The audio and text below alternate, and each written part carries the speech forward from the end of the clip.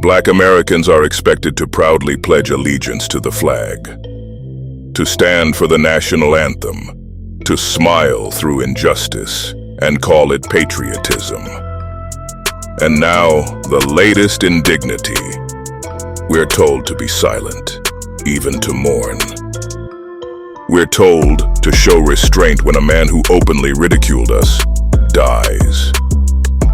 We're expected not to feel relief, not to speak the truth, not to celebrate the end of a man whose words cut deeper than any flag can cover. Black people in America are forced, once again, to listen to accolades and tributes for a man who didn't give a damn about us. Who is this man? Charlie Kirk. Charlie Kirk wasn't some fringe agitator shouting from the shadows. He was mainstream. He had a microphone, a following, and political reach. He once said, "We made a huge mistake when we passed the Civil Rights Acts in the 1960s. He has also gone on record as saying, Martin Luther King was awful. He was not a good person. He mocked black professionals, saying, "If I see a black pilot, I'm going to be like, boy, I hope he's qualified."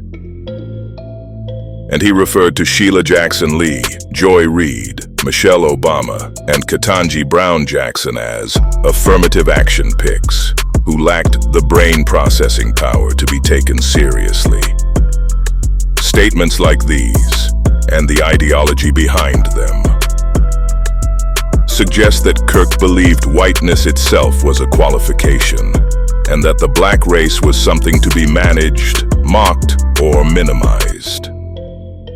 Yet when Charlie Kirk died, the nation's power brokers lined up to mourn him. If you didn't know what he stood for, you would have thought America lost a great statesman.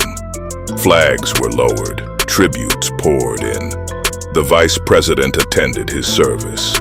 Lawmakers even proposed making his birthday a national day of remembrance. In life, Kirk demeaned black people. In death, he was draped in the symbols of American honor. And many of us, many black Americans, refused to play along. Most blacks who knew what he was about weren't having it. Many white Americans saw Charlie Kirk as a JFK-like figure. Some even called him a martyr for Christ.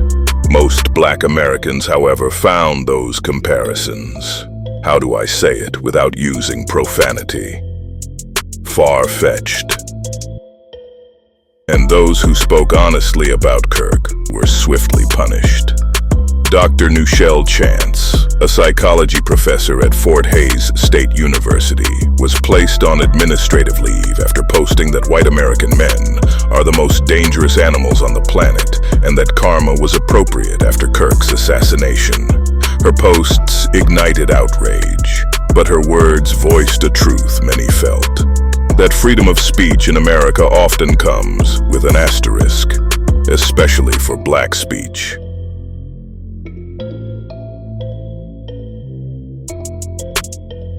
Karen Attia, a black journalist, was fired by the Washington Post for calling out the false mourning surrounding Kirk's death. Felicia Branch, a law professor in Arkansas, was suspended for saying that grieving Kirk was like mourning members of the Ku Klux Klan, that celebrating the end of his harm wasn't hate, but honesty. These women told no lies.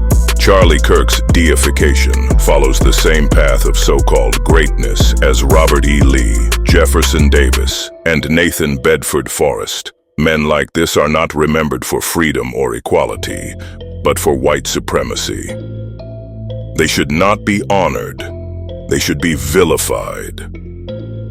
And under the First Amendment's freedom of speech guarantee, these three women had a constitutional guaranteed right to speak their truth without fear of reprisal.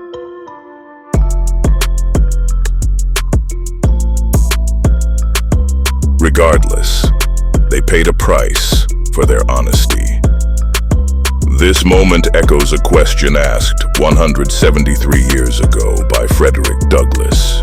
When invited to celebrate America's independence, the former slave stood before his audience and said, "Do you mean to mock me by asking me to speak today?"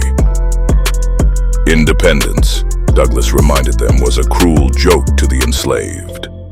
While white America rejoiced in liberty, black America remained in chains. So today, when we're told to mourn Charlie Kirk, a man who spent his career belittling black humanity, the same question rings out again. Do you mean to mock us? Because to expect black people to mourn their mocker, to stay silent while truth is punished is, as Douglass might say, a cruel joke.